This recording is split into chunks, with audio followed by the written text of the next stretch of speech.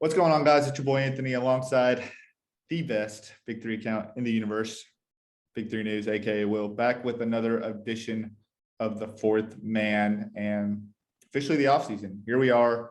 Talked about Trilogy winning it all just a week ago. It seemed weird on Saturday and even Sunday to not have any Big 3 games for the first time in about 10 weeks, 3 months, 10 weeks. Yeah. So pretty weird. It's good to have football back, though, especially NFL. I know you and I are both more of a fan of the professional side, but was weird not having any Big 3 games. So today we're just going to kind of reflect and recap on kind of our preseason thoughts, where we went wrong. And it's really just going to be a game of how bad did we predict the season? That's really what we can call it. But before we get into it, my guy, Will, what's good, man? How's everything going for you? Everything's going good for me, man. Excited to, put a nice bow on the season. Yeah, 100% same for me as well. Before we get into all of that, as always, if you want to find the show on social media at Fourth Man Pod, at Big 3 News, at A_Siggy. Important if you do follow the show that you are following the social media pages, because that's where most of the content is going to be throughout the off season. Because we are in the off season, we're going to record a little bit less, kind of update you more on a month-to-month basis rather than just come at you weekly, just because we do have the longest off season in professional sports. So make sure you're following those pages. If you want to watch the show as well on YouTube, youtube.com/fourthmanpod. Hopefully going to have a bit of content up there. I'm trying to put together a little something from a visual perspective. So we'll see if I actually am true to my word there. And if you're listening on Dash Radio on the Nothing But Net channel, we appreciate you guys as always tuning in every Saturday at 2:00. Okay, really just, like you said, put a nice bow onto the season. And, right now it's kind of a searching for content and just really honing in on the fact that we just had our championship and it was one of the best that we ever had. But it did lead me down a little bit of a rabbit hole of like what we had initially thought about the season. So let's start here. I'm going to be on the phone a lot here today, but I want to start with let's start with your power ranking. We'll get into both of ours, but it's weird to look at these and then look at how the season ended and think, wow, these guys were supposed to be the guys that tuned into the Big 3, that tuned into the Big 3 the most, or really, cover this thing a lot. But man, this is one volatile season, and really it was hard to really predict what was going to happen. But here were our initial thoughts. So here's your initial 1 through 12. Triplets, Bivouac, Killer Threes, Power. Those are your Bahamas teams. Okay. And you had Trilogy, Three-Headed Monsters, Enemies, Ghost Ballers, Threes Company, Tri-State, Ball Hogs, Aliens. I gotta say, honestly, you did pretty good. I'm looking at these now. I did all right. I think neither of us thought Bivouac would fall to the pit of death like we thought they did. But what sticks out to you the most about your initial power rankings and how the season ended? I mean, I think it's funny how I had Trilogy and Three-Headed Monsters kind of so close, which is where they really ended up being. Like they were two very evenly matched teams, and I had them very close. Power, I feel like, Power was all just health. I really think that they absolutely would have been in the Bahamas, no doubt, probably replacing Three-Headed Monsters, to be honest with you, that ended up in the championship. Maybe so. But no, honestly, I think Power was all health. And then honestly, too, I had Ball Hogs low, but looking back on it, there was nothing there, for us to be like, well, we're going to see it when we see it. So I'm happy that Ball Hogs didn't end up being the second worst team like I had predicted. On my end, it was a little bit different. Obviously, I had Enemies in the top 4, mistakenly again for the second straight year. But Triplets, Bivouac, Enemies, Killer Threes, Trilogy, Tri-State, Ghost Ballers, Power, Three-Headed Monsters, Threes Companies, Aliens, Ball Hogs. The back end was pretty rough. I mean, I had the runners up in the bottom 4 there. I did have Trilogy and Tri-State a little bit closer to the top, which makes you feel better. But man, that Enemies one really hits differently. I got to think, like you said, Power, but I think even a couple teams that were playing really could have probably knocked out Trilogy of that 4 spot, and ultimately we might have not seen Trilogy win a second title. That's pretty wild to think. Yeah, Ghost Ballers is another one that comes to name. Yeah, comes to mind. Yeah, when it comes to like the injury issues and everything. I think it's funny because I'm looking at your post here that the 2 people that commented were Ronaldo Bachman, who said he loved being the underdogs, Yeah, that's a good thing because you're still the underdog. Aliens is still, I don't know if they're underdog, but they were under. And then Perry Jones, he said, y'all better change that shit.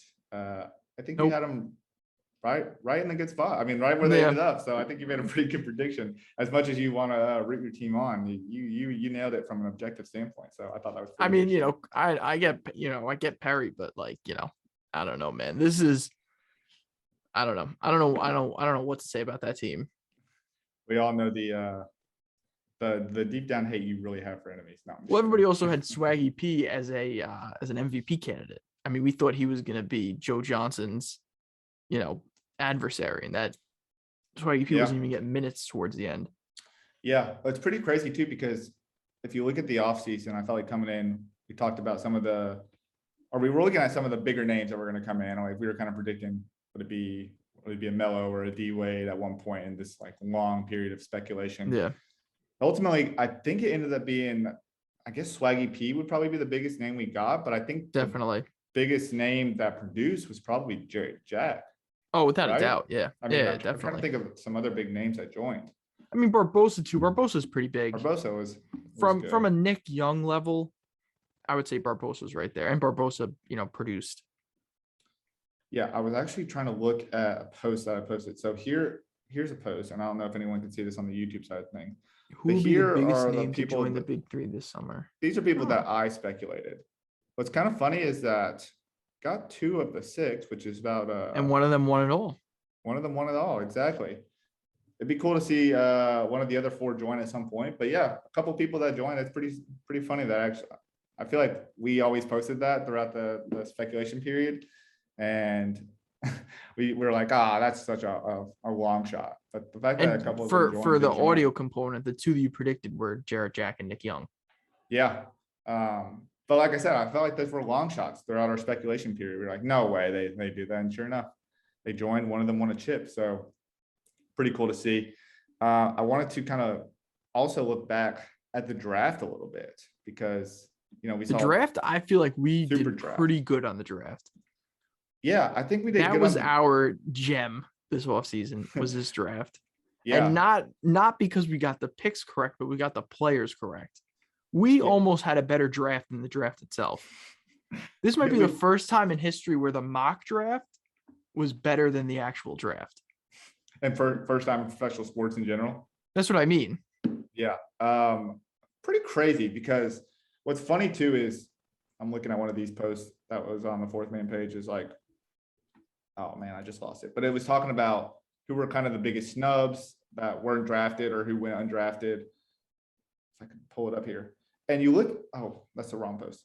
And you look at a lot of these names, I'm so stuck in draft here, but if you look at a lot of these guys listed in this picture, I think everyone. Well, say some names for the people listening. Who are those? Yeah, names? That's right. So people listening on the audio version, there's David Hawkins, Derek Byers, Justin Dentman, Jermaine Taylor, Corsley Edwards, Alex Scales.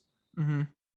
I can't really see backward. Jason Maxiel, Corey Jefferson. I mean, a lot more guys that are listed here that went undrafted that actually ended up playing. Like I'm looking on here, and it's like Mo Charlo's on there. I mean, we called them snubs, and ultimately all of them got their opportunity, which is pretty wild to think. The only one I'm a little shocked I didn't get their opportunity was Deshaun Stevenson. I thought we'd see more of Deshaun. Yeah, that one was an odd one to me. Deshaun Stevenson's been good. That one was odd. Yeah, so the draft went like this. The real super draft went like this. The first round, Isaiah Austin, Earl Clark, Dusan Balut, Will McDonald, Craig Smith, Ronaldo Bachman, Kevin Murphy, Alonzo G, Meta World Peace, Jeremy Pargo. Anybody out of that round one, or let's say out of the top 3, how would you reshuffle that just based on how the season went? Can you give me those names again? So Isaiah Austin, Earl Clark, Dusan Balut, or Bullet. I apologize. I'm still saying that. Will McDonald, Craig Smith, Ronaldo Bachman, Kevin Murphy, Alonzo G, Meta World Peace, and Jeremy Pargo. Based on how the season went, how would you reshuffle at least the top 3 based on? I would say number 1 is going to have to be Kevin Murphy. Without a doubt, right? I mean, yeah, without a doubt. Seems like a no-brainer at this point. 2, I would say Dusan. Dusan was nice. Dusan was nice. He just, he just sort of had like a delayed entry. But I feel like if we had a full season of him, he would probably be my number 1. And then Number 3, I would say probably either Alonzo Gee or Earl Clark. Yeah, I think Earl Clark actually went in a pretty good spot. Looking at the first round there. I was just looking at some of these mock drafts that we had in the second round. So crazy. It's weird to think like Bone Collector was an option at one point. Like you had Bone Yeah, I Collector here know. for Tri-State. That's pretty crazy. Mo Charlo, you predicted going in the second round. He ended up being a big component for Charlo the was Killer Threes great, man. bid. Yeah, Yeah, he was great. I would say maybe one of the best defensive players, of the year. I feel like Definitely. Good statistically, passer maybe it went. too. Yeah, I think statistically it went a little underrated. They didn't put up the most blocks and the most steals, but I think Mo Charlo did good. Mo Charlo he did well because you're on a good team. I don't. Mo Charlo's like one of those guys where like if he was kind of stuck on a bad roster, we'd probably be like, this guy's not doing nothing for nobody. But the fact that he was surrounded by guys who could score, he really helped out. He's kind of like a James White in that way. you had Alex Scales going to go Spellworth, which I thought was a good pick.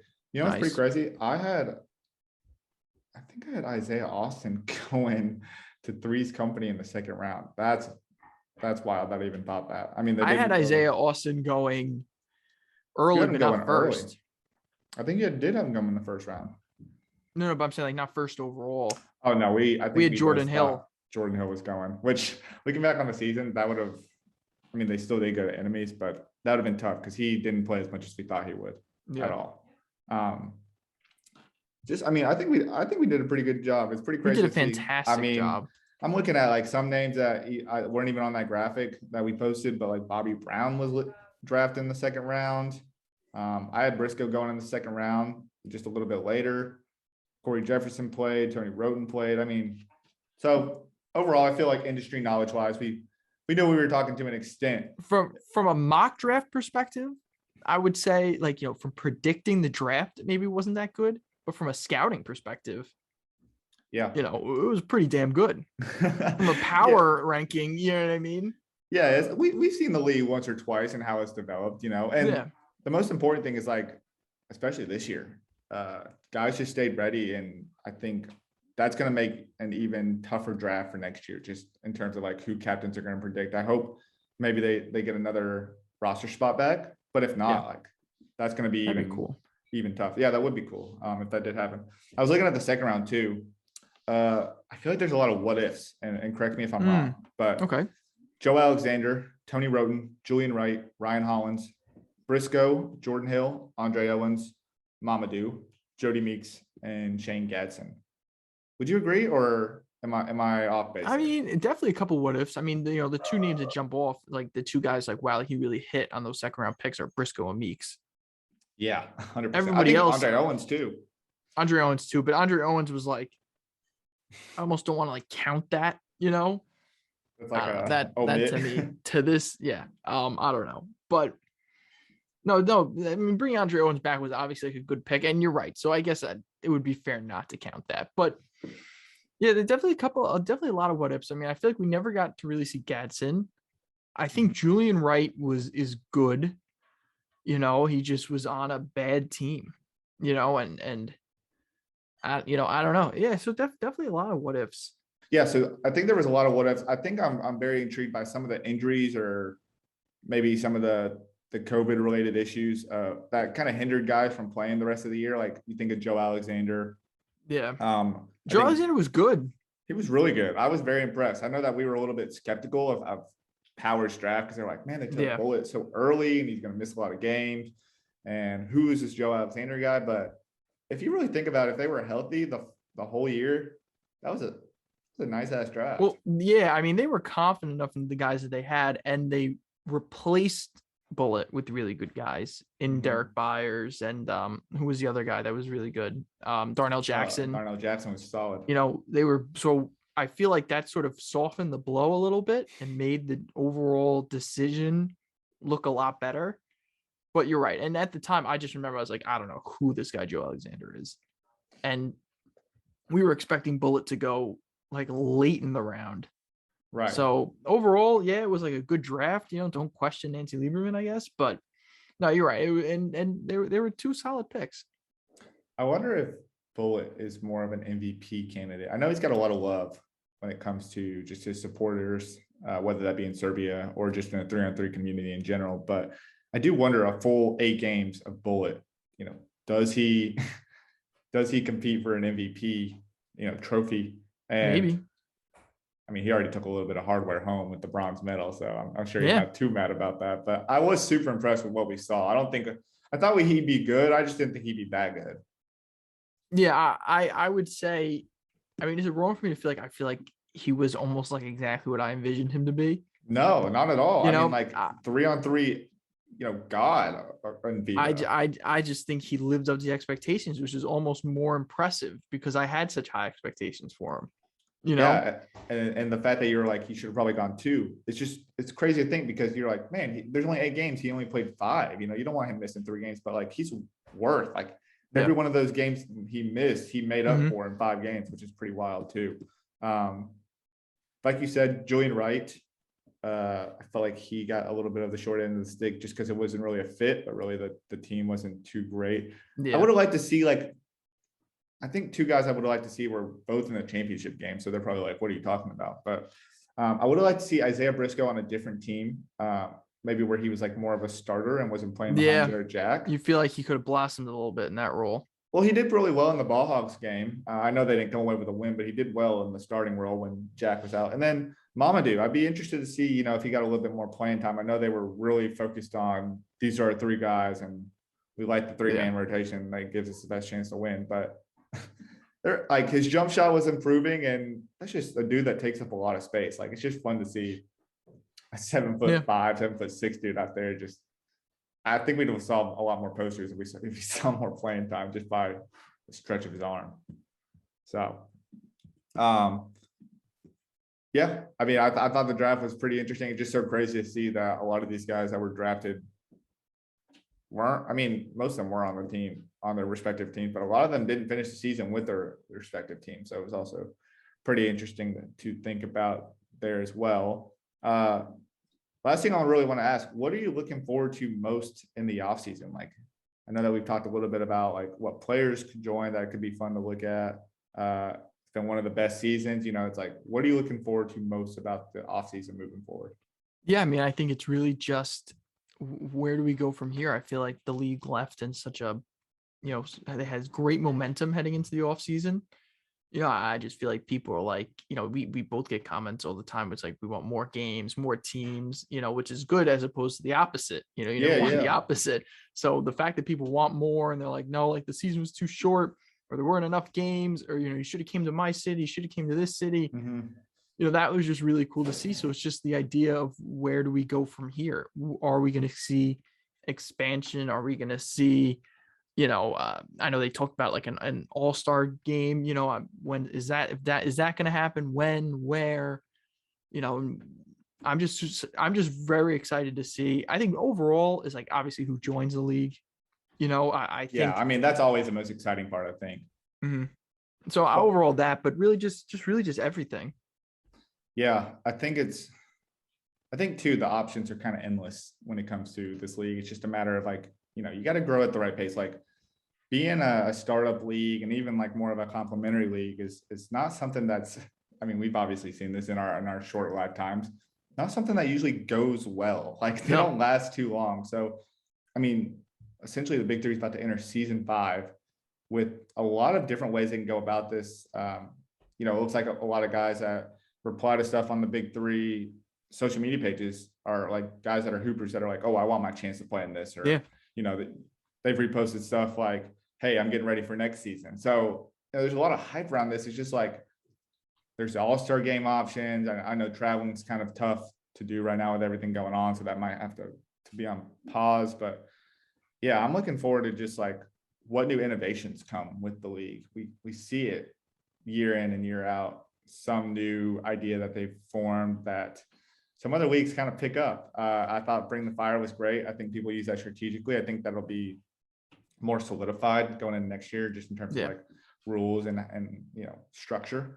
But I'm very excited too, just to see what the league does, who joins, and ultimately, if we do get a chance to expand, because I think that made the league really fun too in 2019. Yeah, that was really cool. And I think I just feel like there's so many guys, and especially if you're only going to do 5, I think it makes sense to do it. But I also understand the logistics side of that, where it just means more people traveling, more games, more games you have to schedule, more games you have to broadcast, so I understand both sides of it, but it would, again, it's always fun. More is fun.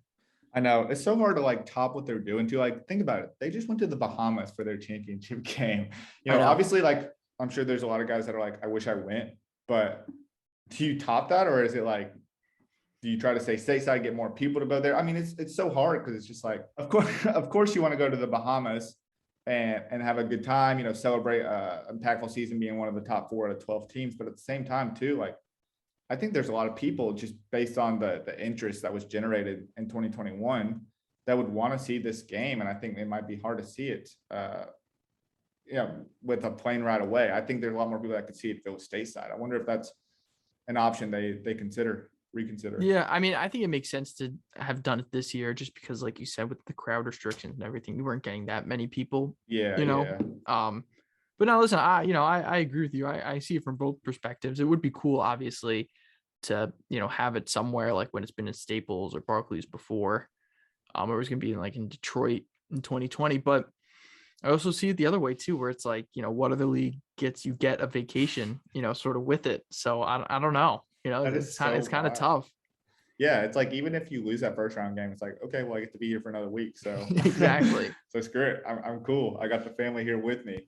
I think the most interesting question I have, this is probably the stupidest, like out of everything that actually matters, it's probably the stupidest thought process. But like, what would the next names be? Oh God, I don't know. Because you have so many of like the 3 puns, right?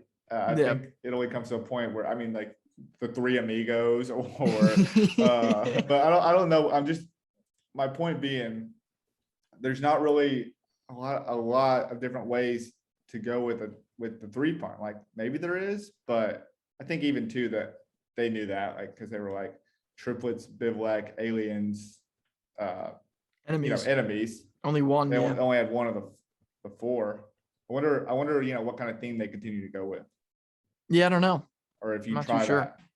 that I mean, I'm thinking like, like robots. We don't have any like robot themes. We don't have any like aquatic themes, like the tridents. Yeah, I feel like you need something that's a good one. Mm-hmm. Oh, that's super good. This would be kind of stealing off the old BuzzFeed group, but like the Try Guys. Try Guys. Yeah, that was some kind of like group for BuzzFeed, which I don't know if it sounds that great. It doesn't really roll off the tongue for a sports team, but I feel like you need something that rolls off the tongue a little bit as well too. You have to factor that in. Should be interesting. Anyways, it was a great season. 2021 is going to be hard to top moving forward, but I think it's only on the up here. Whether it's expansion teams, more prominent players, more of the underdog story, or whatever the case may be. If we get our first NFL player, that's always a thought at this point. So it's going to be good. We just want to say we appreciate everyone who tuned in, whether you watched or listened, stuck with us through this long speculation period. We're only going to continue to cover the league, but I think this getting the league back and covering it again felt good for the both of us. I mean, I was thinking about, Will, if you think about what's changed since the first season we recorded and this season when we recorded, just like in your lifetime, think about that.